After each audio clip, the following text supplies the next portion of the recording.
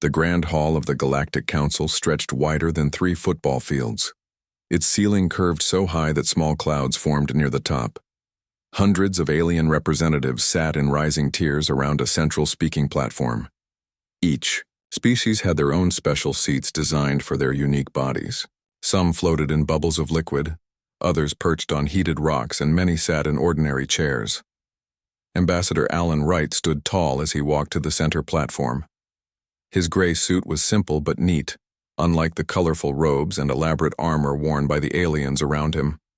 At 57 years old, Alan had spent 30 years representing Earth to the galaxy.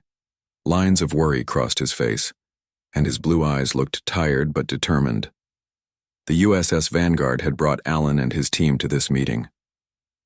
The ship waited, in orbit, its white hull gleaming against the darkness of space. Captain Maria Diaz commanded the Vanguard. She and her crew watched the council meeting on the bridge view screens, all of them quiet with tension. "The council recognizes Ambassador Wright of Earth," announced the council speaker, a tall purple being with 6 eyes arranged in a circle on its face. Alan nodded and began to speak. "Honored representatives of the Galactic Council, I bring greetings from Earth." From the Zentari section, a reptilian delegate hissed, "We have no time for human pleasantries. Earth must increase its tritium shipments by 30% starting next month." Before Alan could respond, a floating crystal being chimed in. "And the Phelan Dominion requires exclusive access to your medical research facilities on Mars." A third voice, deep and rumbling, came from a massive creature covered in thick fur. "The Morcadian situation grows worse. Earth must send peacekeeping forces immediately." Alan stood silently as more and more demands filled the chamber. This was nothing new. For nearly 200 years since humans joined the galactic community, they had been asked to give. At first, the request seemed reasonable. Humans were newcomers who needed to prove themselves. They were happy to help, to show their goodwill. But the demands never stopped. They only grew. On the Vanguard, Olivia Martinez frowned at her screen. As Chief Science Officer, she monitored communications from Earth. "Captain," she said, turning to Maria, "I'm receiving an urgent message from the Global Health Ministry." Maria came to look over her shoulder. The message showed hospitals filled beyond capacity, medical supplies running dangerously low, doctors working triple shifts.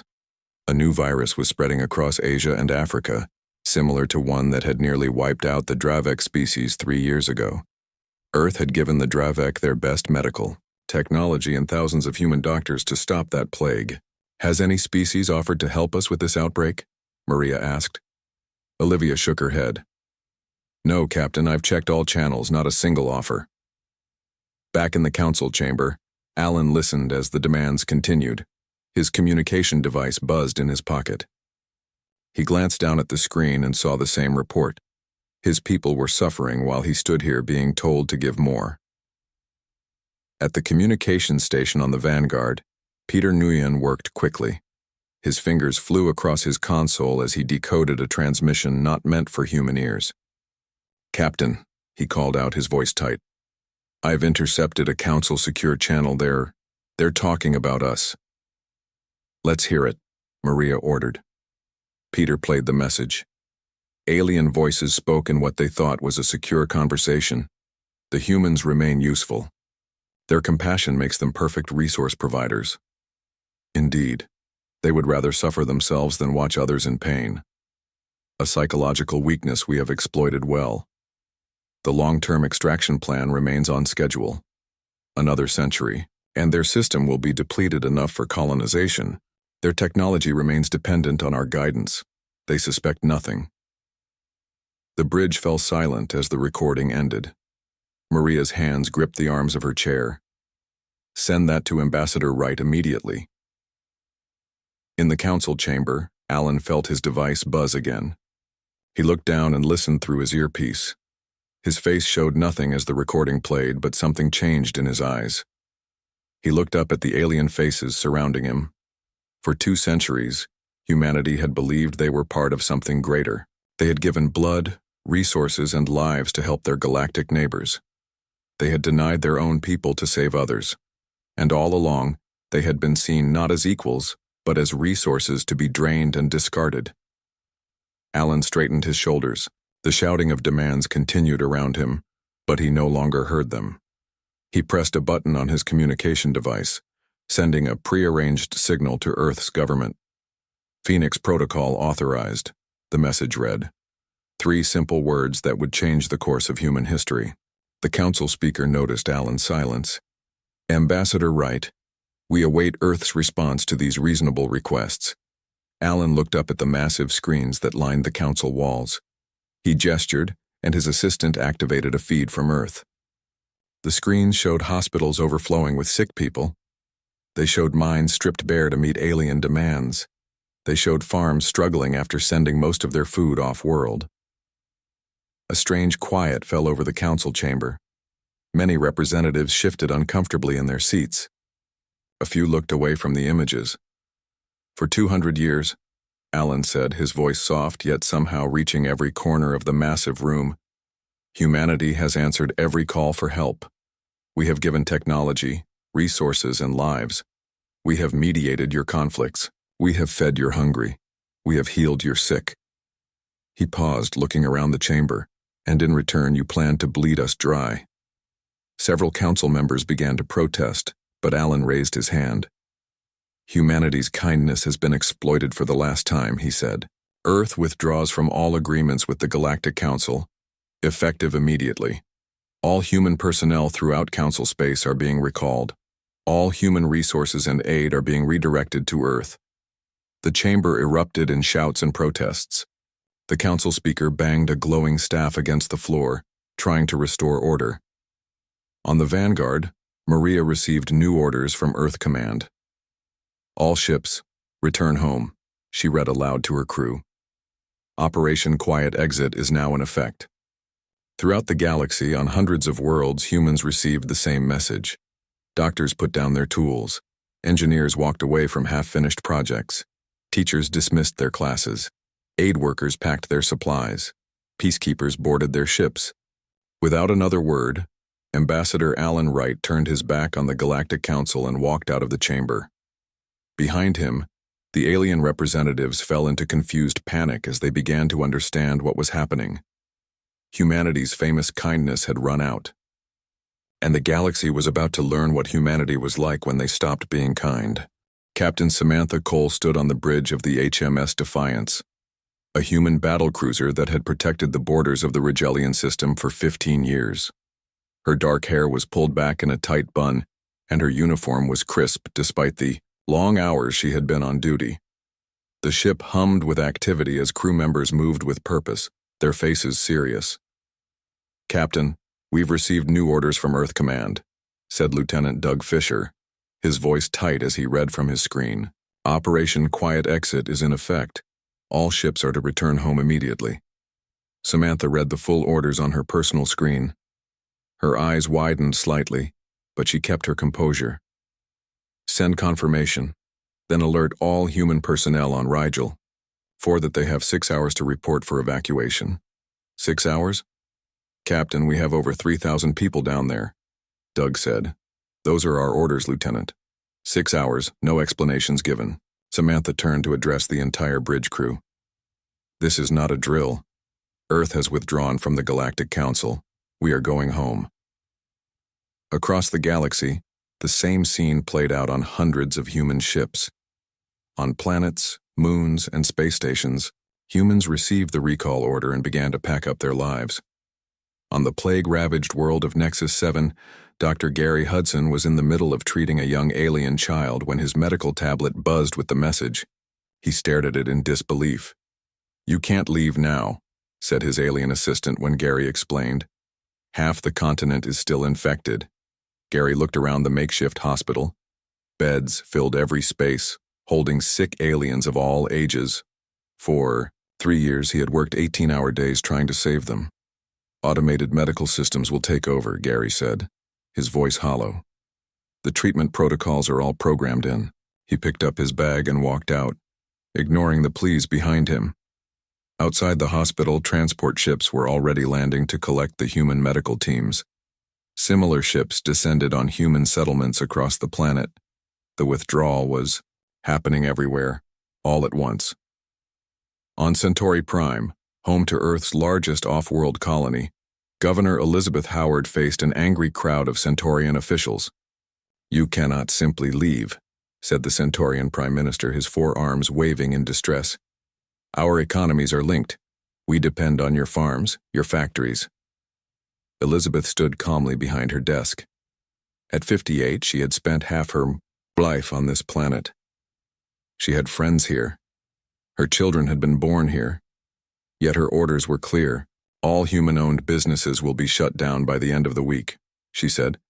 "The colony will be fully evacuated within 14 days. "But why?" asked the Prime Minister. Elizabeth thought about the classified report she had received along with her orders. The report detailed centuries of exploitation by the council races, including the Centaurians, how they had taken human generosity and used it against them. "Ask your representatives on the council," she said finally. In a military planning room on Earth, Defense Secretary Lisa Franklin met with her top generals and admirals. At 62, Lisa had spent decades in military service. The Phoenix Protocol had been her idea 15 years ago, though she had hoped it would never be needed. "The withdrawal is proceeding on schedule," reported General Steve Patterson. 90% of our off-world military forces will be home within 5 days. Lisa nodded. "And the conversion of our industries?" Admiral Kate Brown pulled up charts on the main screen. "Medical replicator factories are being retooled to produce ship components. Research universities have shifted to military technology development. The space elevator in Kenya is now operating at full capacity, moving materials to the orbital shipyards." "What about the closed borders?" asked General Patterson. "No alien ships are permitted in the Sol system," Lisa said firmly. "Any approach will be considered hostile." On the agricultural world of Caraxes, biologist Frank Miller supervised as the last human specialists loaded their equipment onto transports. The desert planet had been barren before humans engineered special crops that could grow in its harsh conditions. Now those crops fed billions across 3 sectors. An alien farmer approached Frank, dust swirling around his insect-like legs. "Who will maintain the soil balance? Who will manage the irrigation systems?" Frank handed him a data pad. "All the information is here. The crops need specific care or they'll fail within 2 growing seasons." He didn't add that the crops had been deliberately designed that way, to need human expertise. Meanwhile, on Jupiter's moon Callisto, Admiral Susan Jackson watched as ships arrived from across the galaxy. Not alien ships, human ships returning home. The massive secret shipyards hidden on the dark side of the moon had been preparing for this day for decades. "Status report," Susan ordered as she entered the control center built deep inside the moon. "The defense fleet is at 60% assembly," reported Commander Greg Powell. "The new ships are integrating with the returning vessels." Susan studied the holographic display showing hundreds of ships. Some were familiar vessels that had served in peacekeeping roles. Others were entirely new designs that had been built in secret. Together they formed the largest human fleet ever assembled. "The council races never asked why we sent so many of our best engineers to the outer planets," Susan said quietly. "They assumed we were mining resources for them." "When will the defense grid be activated?" asked Greg. "Not yet. We wait until all our people are home." Throughout council space, the effects of humanity's withdrawal began to show immediately. On the busy trade routes once patrolled by human peacekeepers, Morcadian pirates grew bold, attacking transport ships and stealing valuable cargo. Supply chains built around human logistics expertise started to falter. Food shipments were delayed. Medical supplies didn't reach their destinations. The council called emergency sessions, sending urgent messages to Earth demanding explanations, then making threats, and finally pleading for humans to return. Earth's new automated embassy sent the same response to each message. "We are no longer available for exploitation. Address your own problems." Back on the Rigelian border, Captain Samantha Cole watched from the bridge as the last transport ship docked with the Defiance. Hundreds of humans had been evacuated from the planet below, bringing only what they could carry. "All personnel accounted for," reported Lieutenant Fisher. "Set course for Earth, maximum speed," Samantha ordered. As the massive ship turned away from the planet it had protected for so long, Samantha looked at the main view screen. Dozens of alien ships had gathered nearby, watching them leave. "Captain," said the communications officer, "the Rigelian Defense Force is requesting permission to escort us to the jump point. They say it's the least they can do after our years of service." Samantha considered for a moment. "Denied. We travel alone from now on." The Defiance's engines flared bright blue as the ship accelerated away, leaving the Rigelian system behind. Like thousands of other human vessels across the galaxy, it was heading home. Humanity's silent retreat had begun, and the galaxy was about to discover just how much it had depended on the humans it had taken for granted. 6 months had passed since humanity's withdrawal. The Grand Hall of the Galactic Council was no longer a place of order and dignity. Representatives shouted over each other. Some pounded their appendages on tables, others huddled in small groups, whispering urgently.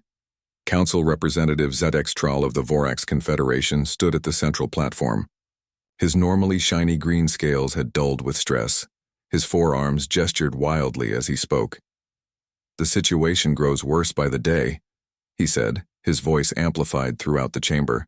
37 major trade routes have completely collapsed. Vital resources are not reaching their destinations. From the upper tiers, a blue gaseous being formed words that translated through the chamber's systems. "The Dravek colony on Sigma 9 has run out of medical supplies. Thousands are dying. The humans operated our supply networks for so long that we forgot how to do it ourselves," admitted a small, furry representative from the lower seats. A holographic display in the center of the room showed red areas spreading across the galaxy. Map. Each red spot represented a system in crisis. "And now this," Zekestrel continued, pointing to a flashing area on the map. "The Dravek and Centauri forces have begun open warfare. 3 sectors are affected already." The Dravek-Centauri conflict had been brewing for decades over disputed territory. For generations, human diplomats had kept the peace, finding compromises that both sides could accept. Without those diplomats, ancient hatreds had quickly resurfaced. Far from the council chambers on the desert planet Caraxis, the dying had begun. Frank Miller's predictions had come true even faster than he had expected. The specialized crops engineered by humans were failing across the planet. Local farmer Grex2 stood in his field, watching as the once healthy plants withered before his eyes. The special soil treatments had run out. The irrigation systems were breaking down. And the seeds wouldn't germinate without specific conditions that only the humans fully understood. "We followed all their instructions," Grex2 said to the government official who had come to assess the damage. "But the crops still die." The official made notes on his data pad. "It's the same everywhere. We estimate total crop failure within 30 days. He looked up at the sky. "And still they refuse our calls for help." Similar scenes played out on dozens of worlds where humans had created specialized infrastructure, medical systems, or technologies. Without maintenance, these systems were breaking down one by one. Near Jupiter, Admiral Susan Jackson stood on the observation deck of the newly completed defense station. Through the massive window, she watched as hundreds of ships performed coordinated maneuvers. Earth's defense fleet had grown impressively in the months since the withdrawal. "The Orion Squadron has completed its training exercises, Admiral," reported Captain Ryan Butler. "All ships show combat readiness at 97%. Susan nodded with satisfaction. "And the new weapon systems?" "The targeted EMP weapons are fully functional. The shield technology has been installed on all primary vessels." Ryan handed her a data pad. "We've also completed the installation of the stealth systems. Our ships can now move through Council space completely undetected." "Good." Susan turned, away from the window. "And what news from our observers?" Ryan's expression grew serious. "The reports match our predictions. Food shortages have begun in the Zentari systems. The Phalon medical crisis is worsening, and the Morcadian pirates grow bolder by the day. For generations, human peacekeeping forces had kept the Morcadian pirates in check. With those forces gone, The pirates were attacking trading vessels throughout 3 sectors. Shipping companies were afraid to send their vessels through these areas, further disrupting already strained supply lines. Susan walked to a holographic display showing the galaxy. Small blue dots represented human observation ships, secretly, watching Council space. The humans might have withdrawn, but they were still watching, still gathering information. They never believed we could survive without them, Susan said quietly. They never imagined we could be a threat. In Earth's newly established command center, Defense Secretary Lisa Franklin met with the Global Leadership Council. The large, underground room was filled with screens showing data from across the Sol system. The Phoenix Protocol continues on schedule, Lisa reported. All returning ships have been upgraded with our new defensive and offensive capabilities. The Sol system defense grid is at 80% completion. President Paul Garcia nodded. And our intelligence network? Operating as planned, Lisa replied. Our stealth ships are monitoring the situation throughout Council space. The collapse is happening even faster than we projected. Any direct threats to Earth? Asked another Council member. Nothing significant yet, Lisa said. Several Council races have sent ships toward our system, but they've all turned back when they encountered our outer warning beacons. They're testing our resolve, nothing more. On the Council homeworld, an emergency session had been called. Council High Commissioner Dreth, an ancient being with pale, translucent skin, addressed the assembled representatives. This situation cannot continue, Dreth said, his voice quavering with age and stress. The humans must be made to return to their proper role in galactic society. A representative from the Merchant Guild stood up. We've sent dozens of diplomatic missions. The humans refuse all contact except through their automated embassy. Then we must show them the consequences of their isolation, said a military commander from the Zentari Empire. A display of force against what? Interrupted another representative. Our scouts report that the entire Sol system is now surrounded by some kind of defense network. We can't even approach their outer planets without detection.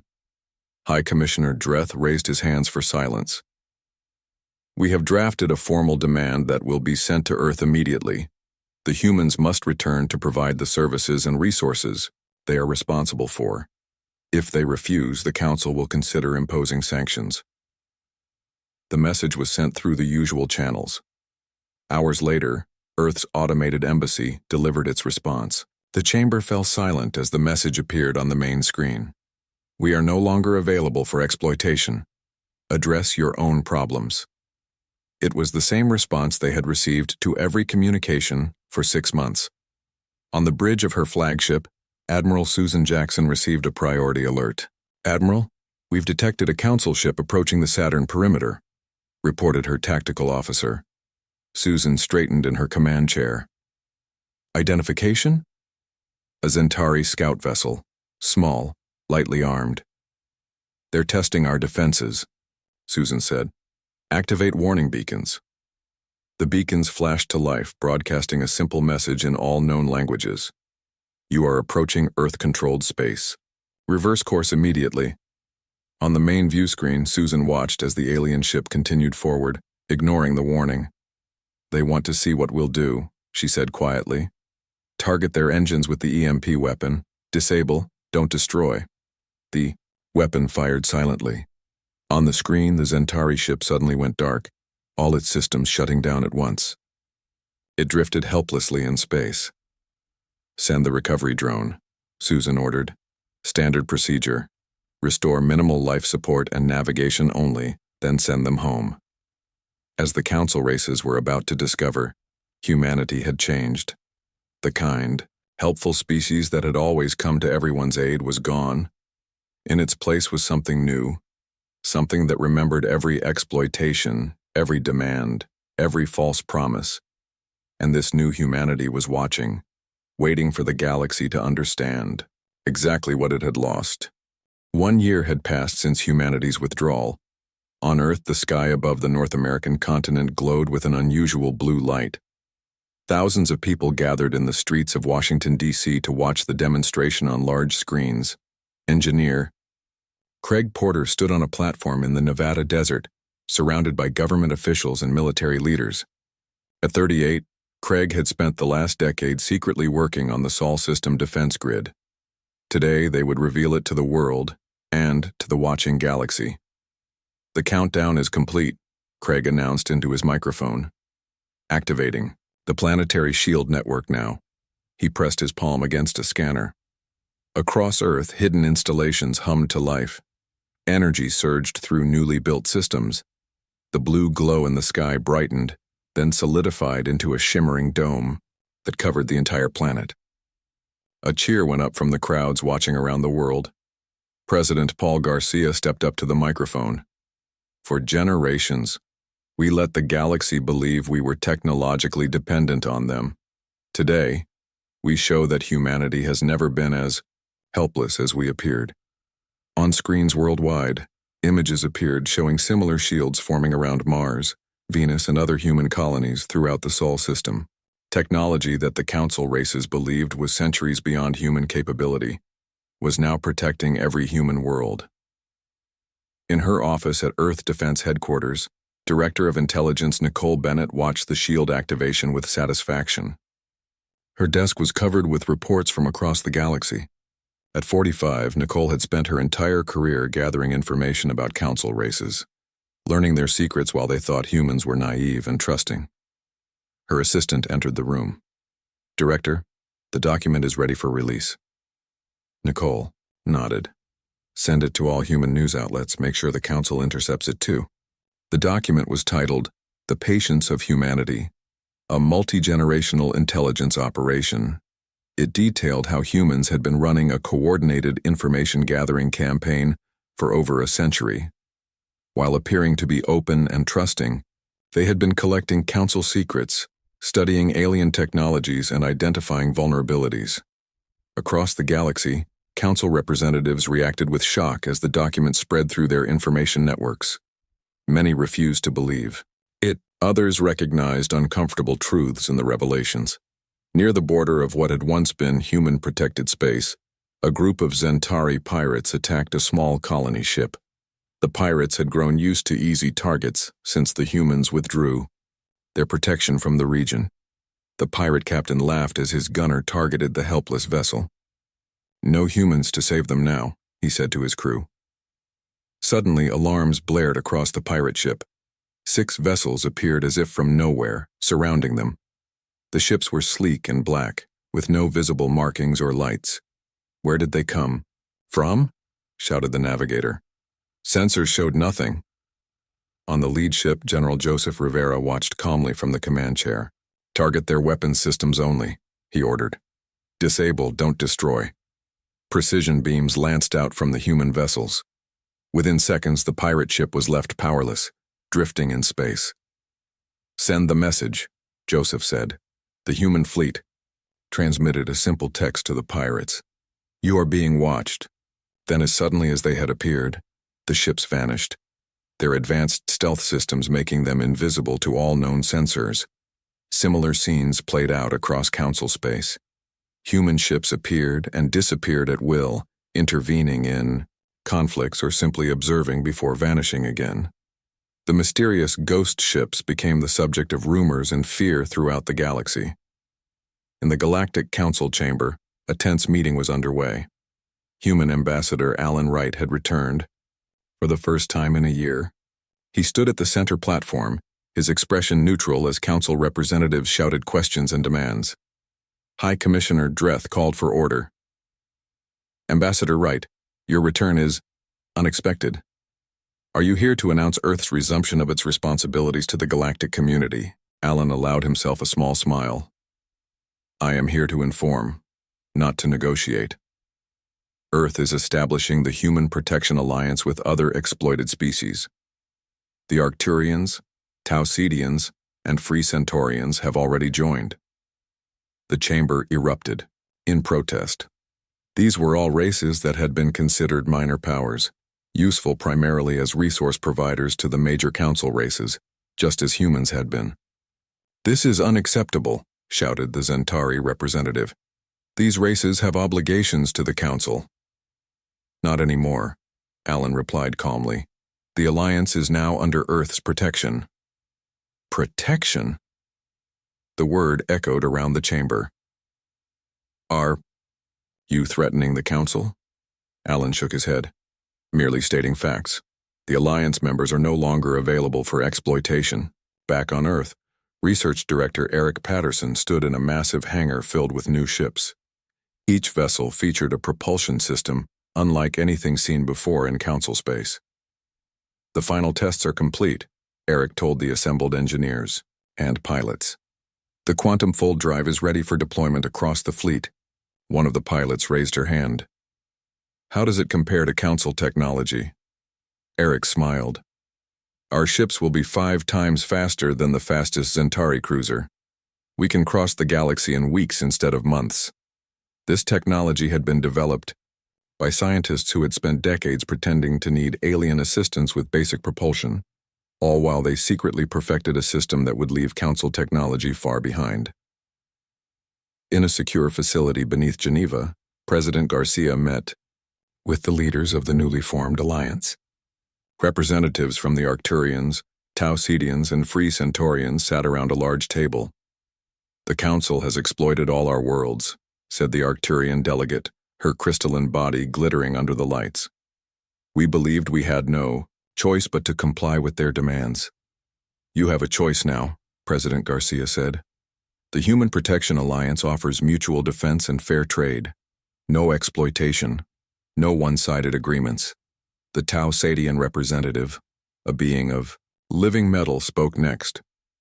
The Council fleet is still larger than ours. They may try to force us back into submission. They are welcome to try, said Admiral Susan Jackson, who stood behind the president. But they should know that human ships have been placing countermeasures throughout Council space for decades. Systems they thought were gifts from us contain backdoors and vulnerabilities we can activate at any time. This revelation stunned even the Alliance members. The humans had played an extraordinarily long game, appearing generous while preparing for the day when their patience would run out. Throughout Council space, reports began to emerge of human ghost ships appearing near major military installations, observing briefly before vanishing. Some claimed to have seen human vessels testing weapons of incredible power in the empty regions between star systems. On a Centauri military base, Commander Vexelar reviewed sensor logs with growing concern. They're mapping our defenses, he told his officers. The humans are preparing for something. In truth, humanity wasn't preparing for war. They were preparing for peace, but on their terms, not the Council's. After a year of watching the galaxy struggle without human assistance, they were ready to rejoin galactic society. But this time, they would not be the kind, naive helpers so easily taken advantage of. This time, they would be respected. This time, they would be equals. And the galaxy was finally beginning to understand what they had awakened when humanity's kindness vanished. 2 years had passed since humanity's withdrawal. The Centauri flagship Pride of Empire moved slowly toward the edge of the Sol system. It led a fleet of 20 warships, the largest military force the Centauri had ever sent to human space. On the year, Bridge Admiral Kresh stood with his arms crossed over his scaled chest. He had opposed this mission from the start. The Council was desperate after 2 years of economic collapse and growing unrest. They had decided that a show of force might bring the humans back in line. We are approaching the outer warning boundary, reported his navigation officer. Proceed, ordered Kresh. Weapons on standby. This is meant to be a demonstration, not an attack. Warning beacons flashed as the Centauri fleet crossed into the Sol system. The automated message was the same one that had been broadcasting for 2 years. You are entering Earth-controlled space. Reverse course immediately. Continue forward, Kresh said. Let's see how serious their defenses really are. The fleet moved deeper into the system. Nothing happened. Minutes passed in tense silence. Perhaps the rumors of their defense grid were exaggerated, said Kresh's second-in-command. Just as the words left his mouth, every system on the Centauri flagship went dark. Engines stopped, weapons powered down. Life support flickered, then stabilized at minimum levels. Throughout the fleet, the same thing happened to every ship. On the bridge of the Pride of Empire, Emergency lights cast an eerie red glow. Creches. Officers frantically worked at their dead consoles. "What happened?" Kresh demanded. His chief engineer shook his head in confusion. "Some kind of targeted electromagnetic pulse, but more sophisticated than anything I've ever seen." A human face appeared on the main view screen, which somehow still worked while everything else was disabled. It was High Commander Laura Boyd of Earth's Defense Forces. "Centauri vessels," she said calmly. "Your systems have been temporarily disabled by countermeasures we planted in your ship's operating systems decades ago. Yes, those helpful software upgrades we provided as goodwill gestures contained backdoors we can activate at any time." Kresh felt his scales tighten against his body.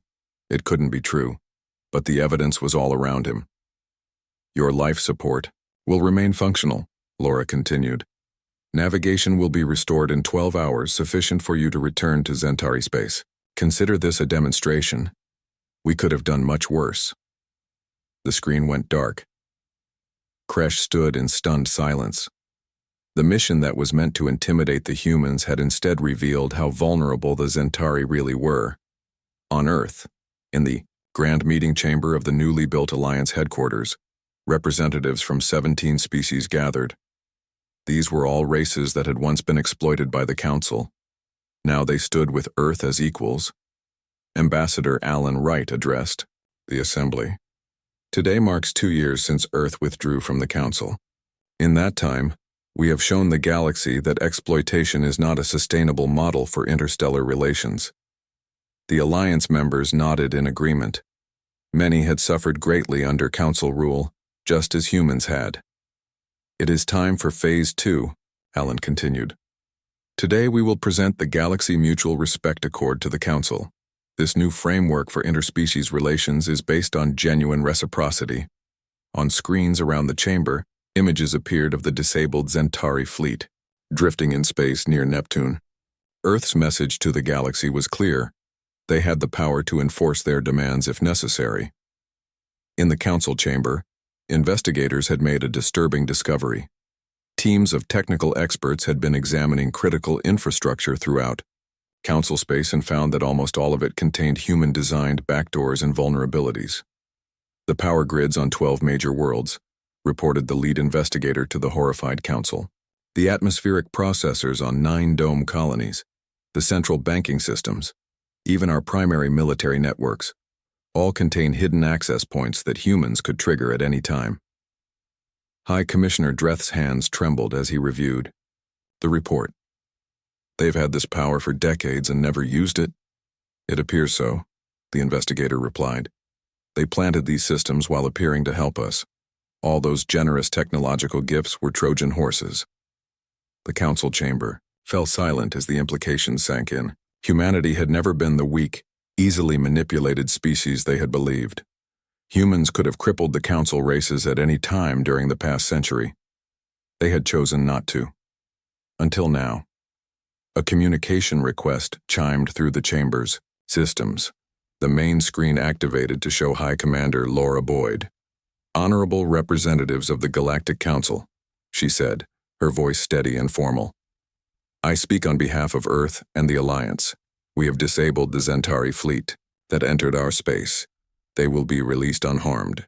Before any Council member could respond, Laura continued. "We also wish to inform you that we are aware of the Council's planned military actions against Alliance worlds. Those plans should be reconsidered." The Phelan representative stood up, in alarm. "How could they know about those plans? The decision was made in closed session yesterday." Laura smiled slightly. "We have had observers in your secure facilities for years, just as we have had access to your systems, just as we have had the power to shut down your worlds if we wished." The chamber erupted in panic. Guards rushed in, but there was no physical threat to address, only the terrifying realization of how vulnerable they truly were. "We do not wish for conflict," Laura said once the noise had subsided. "Ambassador Wright is on his way to present a new accord. I suggest you consider it carefully." The screen went dark. Minutes later, a human shuttle landed at the Council spaceport. Ambassador Wright emerged, carrying a simple data pad containing the Galaxy Mutual Respect Accord. As Alan walked through the council building, he passed the Hall of Records. Inside, historian Daniel Warren was presenting his new publication to a group of stunned council scholars. The document is called The Long Game, Daniel explained. It contains evidence that humanity has been aware of council exploitation for at least 150 years.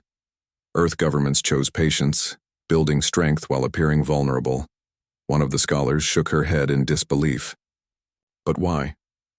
If they knew, why did they allow it to continue for so long? Daniel's answer was simple. Humans wanted to be sure they could protect not just themselves, but all exploited species when they finally acted. In the Council's private archive, Archminister Vexcor of the Zentari was reviewing historical records. He had gone back centuries looking for any warning signs they might have missed about humanity. He found it in the personal journal of a long-dead predecessor, written shortly after first contact with humans. Be wary of the humans. Their kindness is genuine, but it is a choice. Pray they never choose otherwise. Vexcor closed the ancient text and looked up as Ambassador Wright entered the council chamber. The human carried with him not just a new accord, but a new future for the galaxy. One where humanity's kindness might return, but never again would it be mistaken for weakness. As representatives from across the galaxy gathered to hear Earth's terms, one thing became abundantly clear. The era of exploitation was over. A new age of genuine cooperation had begun, and it had taken humanity's kindness vanishing for the Galactic Council to finally see their fate.